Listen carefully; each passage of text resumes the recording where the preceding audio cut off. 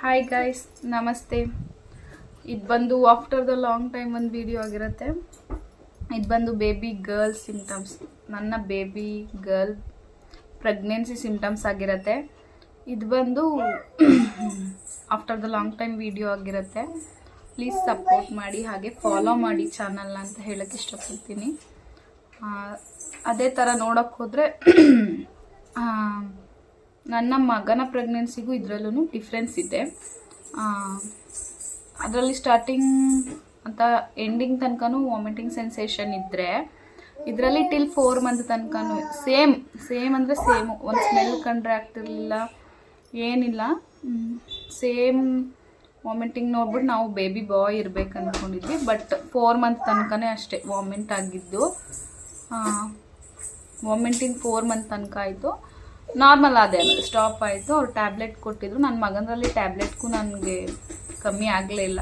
But ಇದರಲ್ಲಿ 4 month ಆದಮೇಲೆ ಕಂಪ್ಲೀಟಾಗಿ ಸ್ಟಾಪ್ ಆಯಿತು. ನಾರ್ಮಲ್ ಊಟಗಳು ತಿನ್ನೋಕ್ಕೆ ಸ್ಟಾರ್ಟ್ ಮಾಡಿದೆ. ಆಮೇಲೆ ಹೇರ್ ಗ್ರೋತು ಸೆಕೆಂಡ್ ಪಾಯಿಂಟ್ ಬಂದು, ಹೇರ್ ಗ್ರೋತ್ ಚೆನ್ನಾಗಾಯಿತು. ನನ್ನ ಮಗನಲ್ಲಿ ಹೇರ್ ಫಾಲ್ ಆಗಿತ್ತು, ತುಂಬ ಸಣ್ಣ ಕೊಳೆ ಕೂದಲು, ಚೆನ್ನಾಗಿರಲಿಲ್ಲ ನಂಗೆ ಅಷ್ಟವಾಗ.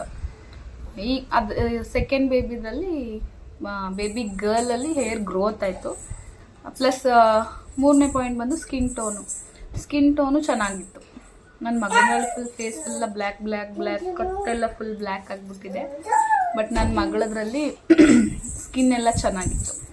ಈಗಿರೋಷ್ಟು ಇರಲಿಲ್ಲ ಸ್ಕಿನ್, ಈಗಿದೆಯಲ್ಲ ಅದಕ್ಕಿಂತನೂ ಕ್ಲಿಯರ್ ಆಗಿತ್ತು.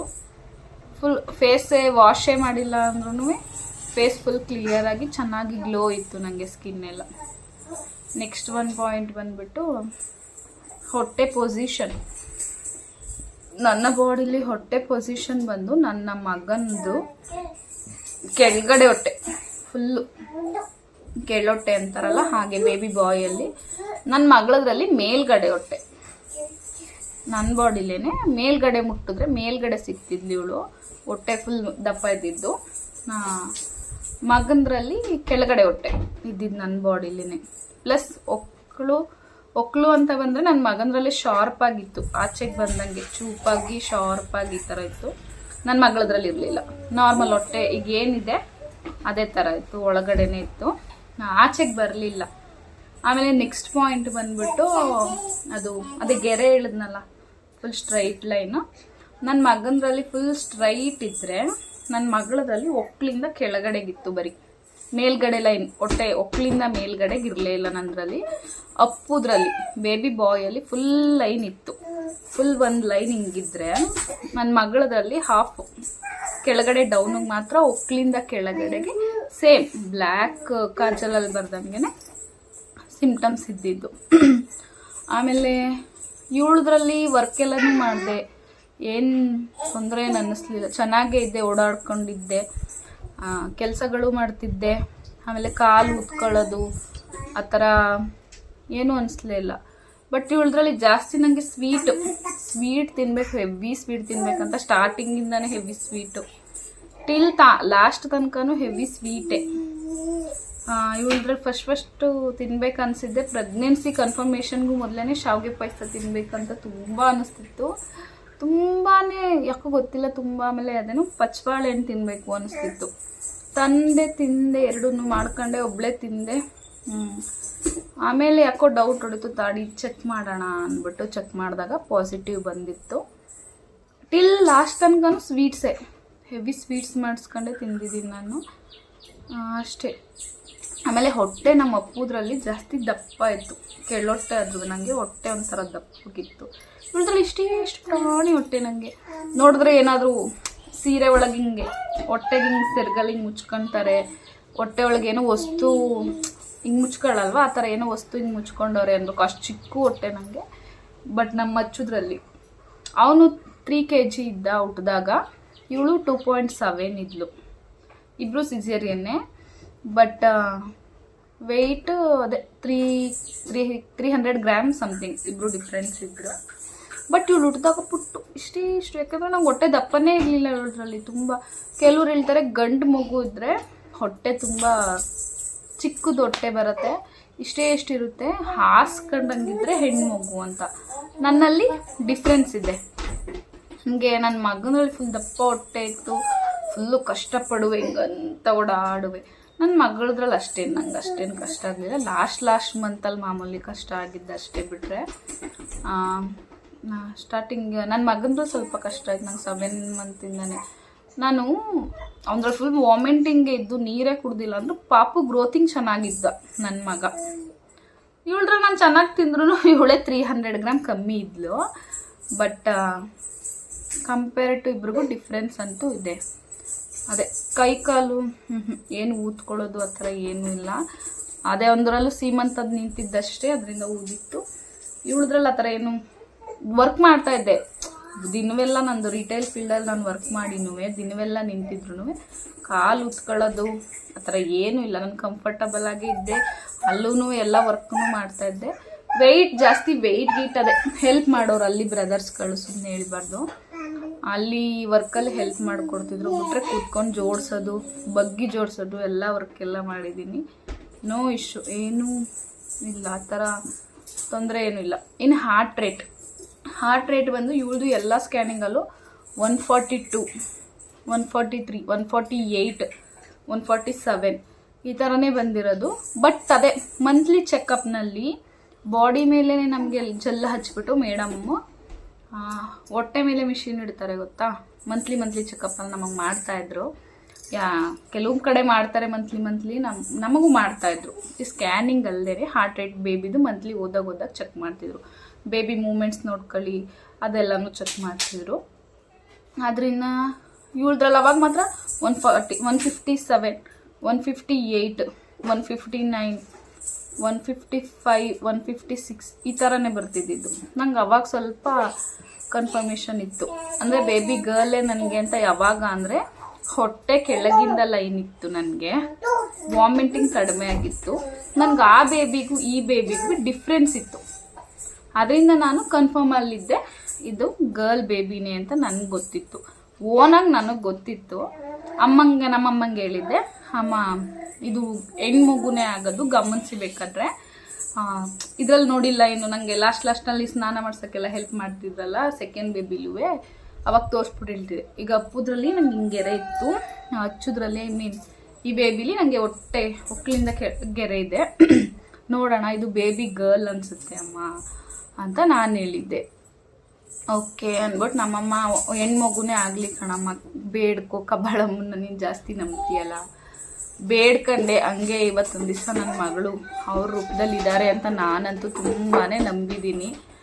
ನಾನು ಡೆಲಿವರಿಗೆ ಹೋಗಿದ್ದೀನಿ, ನಾನು ನಮ್ಮಮ್ಮಂಗೆ ಹೇಳಿದೆ, ಅದೇನಾದರೂ ಬೇಬಿ ಬಾಯ್ ಆದರೆ ಸೆಕೆಂಡ್ ಒಂದು ಬೇಬಿ ಕಿವಿಲಿ ಸಾಯಿರಾಮ್ದು ಹೆಸರು ಹೇಳಿ 3 ಸಲ. ನಾನು ಸಾಯಿರಾಮ್ ತುಂಬ ನಂಬ್ತೀನಿ. ಸಾಯಿರಾಮ್ದು ಹೆಸರು ಹೇಳಿ 3 ಸಲ. ಬಾಯ್ ಆದರೆ, ಬೇಬಿ ಗರ್ಲ್ ಆದರೆ ಕಬ್ಬಾಳಮ್ಮಂದು ಹೆಸರು ಹೇಳಿ. ನಾನು ಹೇಳಿದ್ದೆ ಅದನ್ನ, ಹೆಣ್ಮಗು ಆದರೆ ನಿಮ್ಮ ಹೆಸರೇ ಮೊದಲು ಕರಿತೀನಿ ಅಂತ. ಅವ್ರ ಹೆಸರನ್ನೇ ಕರೆದಿದ್ದು. ಮೊದಲನೇ ಹೆಸರು ಕಬ್ಬಾಳಮ್ಮ ಅಂತ, ಎರಡನೇದು ಹೆಸರು ಬಂದು ನನ್ನ ಹಸ್ಬೆಂಡ್ ಮನೆ ದೇವರು, ಅಂದರೆ ನಮ್ಮ ಮನೆ ದೇವರು. ಮೂರನೇದು ಬಂದು ಅಕ್ಷರ ಅಂತ, ಮೂರನೇದು ನೇಮ್ ಕರೆದಿರೋದು. ಇದು ಸಿಂಟಮ್ಸ್ ಹಚ್ಚುದ್ರಲ್ಲಿದ್ದಿದ್ದು. ನಾವು ಪೆಟ್ ನೇಮ್ ಹಚ್ಚು, ಗುಡ್ಡಿ ಅಂತೆಲ್ಲ ಕರಿತಾ ಇರ್ತೀವಿ. ರಿಯಾಕ್ಟ್ ಮಾಡ್ತಾಳೆ, ಆ್ಯಕ್ಟ್ ಮಾಡ್ತಾಳೆ, ಜಾಸ್ತಿ ಆ್ಯಕ್ಟಿವ್ ಆಗಿದ್ದಾಳೆ ನನ್ನ ಮಗನ ಕಂಪೇರ್ ಮಾಡಿದ್ರೆ. ಹೆಣ್ಮಕ್ಳು ಅದೇ ಈಗ ರೀಸೆಂಟಾಗಿ ಒಂದು ವಿಡಿಯೋ ನೋಡಿದೆ, ಅದರಲ್ಲಿ ಅದೇ ಮಕ್ಕಳ ಬ್ರೈನಲ್ಲೇನೆ ಬೇಬಿ ಬಾಯ್ದು 2 ಇಯರ್ಸ್ ಚಿಕ್ಕವರಾಗಿ ಯೋಚನೆ ಮಾಡ್ತಾರಂತೆ, ಓದೋಕ್ಕೆ ಆಗಲಿ ಟೆನ್ಷನ್ ತಗೊಳ್ಳೋಕ್ಕೆ ಆಗಲಿ ಏನೇ ಆಗಲಿ, ಒಂದು ಮಿಡ್ ವಯಸ್ಸು ತನಕನೂ. ಹೆಣ್ಮಕ್ಳು ಬೇಗ 2 ವರ್ಷ ದೊಡ್ಡವ್ರಂಗೆ ಯೋಚನೆ ಮಾಡ್ತಾರಂತೆ, ಸೂಕ್ಷ್ಮವಾಗಿ ಯೋಚನೆ ಮಾಡ್ತಾರಂತೆ, ಬೇಗ ಗ್ರಹಿಸ್ತಾರೆ ಏನೇ ಆದ್ರೂ ಅನ್ನೋ ರೀತಿಲಿ ಅಷ್ಟೇ, ಇನ್ನೇನಿಲ್ಲ. ಯಾರು ಹೆಚ್ಚು ಅಲ್ಲ, ಯಾರು ಕಮ್ಮಿನೂ ಅಲ್ಲ. ಅದು ಬಿಟ್ಟರೆ ಇನ್ನೇನೂ ಇಲ್ಲ. ಇನ್ನೇನಾದ್ರು ಪಾಯಿಂಟ್ಸ್ ಮಿಸ್ ಮಾಡಿದ್ದೀನಿ ಅನ್ನಿಸ್ತಾ ಇಲ್ಲ ನನಗೆ. ಸೇಮ್ ಸ್ಕಿನ್ ಟೋನು, ವೆಯ್ಟ್ ಇದ್ದೆ. ನನ್ನ ಮಗನಲ್ಲಿ ವೆಯ್ಟ್ ಇರಲಿಲ್ಲ. ನಾನು ಇದರಲ್ಲಿ ವೆಯ್ಟ್ ಲಾಸ್ ಅಂತಲೂ ಏನಿಲ್ಲ, ವೆಯ್ಟ್ ಇದರಲ್ಲೇ ಜಾಸ್ತಿ ದಪ್ಪ ಇದ್ದೆ ನಾನು. First pregnancy full vomiting sensation ಆದರೆ ಸೆಕೆಂಡ್ ಒನ್ನಲ್ಲಿ ಬಾಣಂತನದಲ್ಲಿ ದಪ್ಪ ಆದೆ. ಇನ್ನು ಸಣ್ಣ ಆಗಲೇ ಇಲ್ಲ, ನಾನು ವರ್ಕ್ ಮಾಡ್ತಿದ್ರು ಸಣ್ಣ ಆಗಲಿಲ್ಲ. ಈಗಲೂ ದಪ್ಪನೇ ಇದ್ದೀನಿ ಫುಲ್ಲು ಆ ಥರ. ಅದು ಬಿಟ್ಟರೆ ಇನ್ನೇನಾದ್ರು ಪಾಯಿಂಟ್ ಔಟು ಊಟ ಜಾಸ್ತಿ ಸ್ವೀಟ್ಸು, ರೈಸು ಎಲ್ಲ ಒಂದು 4 ಮಂತ್ಸ್ ಆದಮೇಲೆ ಚೆನ್ನಾಗಿ ಊಟ ಮಾಡಿದ್ದೀನಿ. ಯಾವುದೂ ಮಿಸ್ ಅಂತ ಏನಿಲ್ಲ. ಏನು ಬೇಕೋ ಎಲ್ಲ ಕೇಳಿ ಮಾಡಿಸ್ಕೊಂಡು ತಿಂದಿದ್ದೀನಿ. ಇಷ್ಟೇ ಗಾಯ್ಸ್. ಅದು ಬಿಟ್ಟರೆ ಟಿಲ್ ಲಾಸ್ಟ್ ತನಕ ಆ ಥರ ಏನಿಲ್ಲ. ಇನ್ನು ಬಿಟ್ಟರೆ ಇನ್ನೆಲ್ಲನೂ ರಿಕವರ್ ಮಾಡಿದ್ದೀನಿ ಅನಿಸುತ್ತೆ. Thank you after the long time ವೀಡಿಯೋಸ್ಗಳು ಹಾಕ್ತಿದ್ದೀನಿ, ಬಟ್ ಸಪೋರ್ಟ್ ಮಾಡಿ ಅಂತ ಹೇಳೋಕ್ಕೆ ಇಷ್ಟಪಡ್ತೀನಿ. ಡ್ಯೂ ಟು ಸಮ್ ರೀಸನ್ಸಿಂದ ನನಗೆ ಮಾಡೋಕ್ಕಾಗ್ತಾ ಇಲ್ಲ ಅನ್ನೋದು ಬಿಟ್ಟರೆ ಇನ್ನೇನಿಲ್ಲ. ಮಾಡ್ತೀನಿ ಆದಷ್ಟು. ಇನ್ಮೇಲೆ ವೀಕ್ಲಿ ಒನ್ಸ್ ಆದರೂ ಹಾಕೋಕ್ಕೆ ಟ್ರೈ ಮಾಡೋಕ್ಬೇಕಂತ ಇಷ್ಟಪಟ್ಟಿದ್ದೀನಿ. ನೋಡೋಣ, ಟ್ರೈ ಮಾಡ್ತೀನಿ. Thank you all. ನೋಡಿ, ನಿಮ್ಮ ಬಾಡಿ, ಎಲ್ಲರ ಬಾಡಿನೂ ಒಂದೇ ಥರ ಇರಲ್ಲ, ಅದನ್ನು ಹೇಳ್ತೀನಿ. ಒಬ್ಬೊಬ್ರ ಬಾಡಿ ಒಂದೊಂದು ಥರ ಇರುತ್ತೆ. ಬಟ್ ಒಂದು ಕ್ಲೂ ಏನು ಹೇಳೋಕ್ಕೆ ಇಷ್ಟಪಡ್ತೀನಿ ಅಂದರೆ, ನಿಮ್ಮ ಮೊದಲನೇ ಮಗು, ನಿಮ್ಮ ಫಸ್ಟ್ ಪ್ರೆಗ್ನೆನ್ಸಿಲಿ ಏನು ಸಿಂಪ್ಟಮ್ಸ್ ಇರುತ್ತೆ, ಸೆಕೆಂಡ್ ಒನ್ನಲ್ಲೂ ಸೇಮ್ ಇದ್ದರೆ ನಿಮಗೆ ಅದು ಆಲ್ಮೋಸ್ಟ್ ಏನು ಮೊದಲನೇ ಮಗು ಆಗಿರುತ್ತೆ ಅದೇ. ಏನು ಮೊದಲನೇ ಮಗು ಬಾಯ್ ಆದರೆ ಬಾಯ್, ಗರ್ಲ್ ಆದರೆ ಗರ್ಲ್, ಅದೇ ನಿಮಗೆ ಮೊದಲನೇ ಪ್ರೆಗ್ನೆನ್ಸಿಗೂ ಸೆಕೆಂಡ್ ಪ್ರೆಗ್ನೆನ್ಸಿಗೂ ಸೇಮ್ ಇಲ್ಲ ಅಂದರೆ ಅವಾಗ ನೀವು ತಿಳ್ಕೊಳ್ಳಿ ಬೇಬಿ ಬಾಯ್ ಗರ್ಲ್ ಚೇಂಜ್ ಆಗುತ್ತೆ ಅಂತ. ಸೇಮ್ ಈಗ ನಮ್ಮ ಅತ್ತಿಗೆದ್ರಲ್ಲೂ ನಮ್ಮ ಅಣ್ಣನ ಹೆಂಡತಿ ವೈಫಲ್ಲಿ ಸೇಮ್ ಅವ್ರದ್ದು ಹಾರ್ಟ್ ರೇಟು 150 ಸಮಥಿಂಗೆ, 155 ಮೇಲೆ ಬಂದಿರೋದು. ಅವ್ರದ್ದು ಫಸ್ಟ್ ಬೇಬಿನೂ ಗರ್ಲು, ಸೆಕೆಂಡ್ ಬೇಬಿಗೂ ಅದೇ ಥರ ಬರ್ತಿತ್ತು. ನಾನು ಅವಾಗ್ಲೂ ಮೆನ್ಷನ್ ಮಾಡಿ ಹೇಳಿದೆ ಬೇಬಿ ಗರ್ಲ್ ಅಂತ ಅಣ್ಣಂಗೆ. ಅವರ ಯಾವುದೋ ಒಂದು ಆರೋಗ್ಯವಾಗಿರಲಿ, ಈಗಿನ ಕಾಲದಲ್ಲಿ ಅದು ಇದು ಅಂತ ಯಾರು, ನಮ್ಮಣ್ಣ ಏನು ಆ ಥರ ಅಲ್ಲ, ಯಾವುದೋ ಒಂದು ಅಂದ್ಬಿಟ್ಟು ನೋಡಿದ್ದು. ಬಟ್ ಅವ್ರು ಸೇಮ್, ಅವರು ಹೇಳಿದ್ರು ಗೆರೆ ಅವ್ರಿಗೆ ಫಸ್ಟ್ ಒನ್ನಲ್ಲಿ ಒಕ್ಲಿಂದ ಕೆಳಗೇನೆ ಗೆರೆ ಇತ್ತಂತೆ. ನಮ್ಮ ಅಣ್ಣನ ಮಗಳದ್ರಲ್ಲಿ ಫಸ್ಟ್ ಒನ್ ಬೇಬಿಲಿ ಒಕ್ಲಿಂದ ಕೆಳಗಡೆ ಗೆರೆ ಇತ್ತು. ಸೆಕೆಂಡ್ ಒನ್ ಬೇಬಿಲು ಸೇಮ್ ಗೆರೆನೇ ಇದು. ನನಗೆ ಅದು ಡೌಟ್ ಆಯಿತು. ನಾನಂದೆ ಇಟ್ಸ್ ಅ ಬೇಬಿ ಗರ್ಲ್ ಅಂತ ನಮ್ಮ ಅಮ್ಮನ ಜೊತೆ ಮಾತಾಡಿದ್ದೆ. ನಮ್ಮಮ್ಮ ನನಗೆ ಬೈದಿತ್ತು, ಅದು ಹೇಳೋಕ್ಕಾಗಲ್ಲ ಕಣಪ್ಪ, ಒಬ್ಬೊಬ್ರದ್ದು ಒಂದೊಂದು ಬಾಡಿ, ನೀ ಅದು ಹೆಂಗೆ ಜಡ್ಜ್ ಮಾಡ್ಬಿಡ್ತೀಯ, ಪ್ರೀ ಜಡ್ಜ್ ಹೇಗೆ ಮಾಡ್ತೀಯಾ ಅಂತ ಬೈದಿದ್ದೆ. ಅದನ್ನು ಬೈಸ್ಕೊಂಡಿದ್ದು ಉಂಟು. ಆಮೇಲೆ ಬೇಬಿ ಗರ್ಲ್ ಅಂದಮೇಲೆ ನಮ್ಮಮ್ಮ ಹೆಂಗೆ ಹೇಳ್ದೆ ನೀನು ಅಂತ ಅಂದಾಗ ಮೆನ್ಷನ್ ಮಾಡಿ ಹೇಳಿದೆ ನಾನು. ಅದು ಗೆರೆ ಅವತ್ತು ನಮ್ಮ ಅತ್ತಿಗೆ ಹೇಳಿದ್ರು ಗೊತ್ತಾ, ಆ ಗೆರೆ ಡಿಫ್ರೆನ್ಸ್ ಮೇಲೆ ನಂಗೊಂದು ಸ್ವಲ್ಪ ಡೌಟ್ ಇದ್ದಿದ್ದಂತೂ ನಿಜ ಕಣಮ್ಮ ಅಂತ ನಾನು ಹೇಳಿದ್ದೆ. ಅದ್ರ ಮೇಲೆ ನಮ್ಮಮ್ಮ ಹೌದಾ ಹಿಂಗೂ ಇರುತ್ತಾ ಅಂತ ಅವರು ಸ್ವಲ್ಪ ಯೋಚಿಸ್ತಾರೆ ಅಷ್ಟೇ, ಇನ್ನೇನಿಲ್ಲ. ಇದೆ ಈ ಥರ ಮೊದಲನೇ ಬೇಬಿಗೂ ನಿಮ್ಮ ಬಾಡಿಲಿ ನೀವೇ ಸಿಂಪ್ಟಮ್ಸ್ಗಳನ್ನ ಚೆಕ್ ಮಾಡ್ಕೋಬಹುದು. ಬಟ್ ಫಸ್ಟ್ ಬೇಬಿ ಮಾತ್ರ ಆಲ್ಮೋಸ್ಟ್ ಯಾರು ಜಾಸ್ತಿ ಕಂಡುಹಿಡಿಯೋಕ್ಕಾಗಲ್ಲ. ಎಲ್ಲರಿಗೂ ಎಲ್ಲನೂ ರಿಲೇಟೆಡ್ ಇರಬೇಕು ಅಂತ ಏನೂ ಇಲ್ಲ. ಎಲ್ಲರ ಬಾಡಿ ಒಂದೇ ಥರ ಅಬ್ಸರ್ವೇಷನ್ ತಗೋಬೇಕು ಅಂತಲೂ ಏನೂ ಇಲ್ಲ. ಅದೇ ನನ್ನ ಮಗನ ಪ್ರೆಗ್ನೆನ್ಸಿಲಿ ಒಬ್ಬ ಅಕ್ಕಂದು ಹಾರ್ಟ್ ರೇಟು 142 143 ಇತ್ತು. ಅವರು ನಾರ್ಮಲ್ ಡೆಲಿವರಿಗೆ ಓಡಾಡ್ತಾಯಿದ್ರು. ನನ್ನ ಡೆಲಿವರಿ ಆಗಿತ್ತು, ನನ್ನ ಮಗ ಹುಟ್ಟಿದ್ದ. ಅವರು ಡೆಲಿವರಿಗೆ ಪೇಯ್ನಲ್ಲಿ ಓಡಾಡ್ತಿದ್ರು. ಆಗ ನಾನು ರಿಪೋರ್ಟ್ ನೋಡಿದಾಗ 142 ಅವ್ರದ್ದು. ನೋಡಿದ್ರೆ ಬೇಬಿ ಗರ್ಲ್ ಬೆಳಕಿಗೆ. ಅದು ಹೇಗೆ ಹೇಳೋಕ್ಕಾಗತ್ತಲ್ವಾ? ಅದೇ ಅವ್ರವ್ರ ಬಾಡಿ ಮೇಲೆ, ಅವ್ರ ಜೀನ್ಸ್ ಮೇಲೆ, ಕೆಲವ್ರಿಗೆ ನಮ್ಮ ಅತ್ತೆ ಸಾಲು, ನಮ್ಮ ಅಮ್ಮನ ಸಾಲು, ಅಜ್ಜಿ ಸಾಲು ಆ ಥರ ಹೇಳೋದನ್ನು ಕೇಳಿಸ್ಕೊಂಡಿದ್ದೀನಿ. ನಿಮ್ಮ ಬಾಡಿ ನಿಮ್ಮ ಮನೆಯವ್ರ ಮೇಲೆ ಡಿಪೆಂಡ್ ಆಗುತ್ತೆ ಅಂತ ಹೇಳೋಕ್ಕೆ ಇಷ್ಟಪಡ್ತೀನಿ ಅಷ್ಟೇ. Thank you so much. ಮತ್ತೆ ಇನ್ನೊಂದು ವಿಡಿಯೋ ಜೊತೆ ಸಿಗೋಣ. Thank you all. Thank you. Please follow me, support me, bless me. Thank you.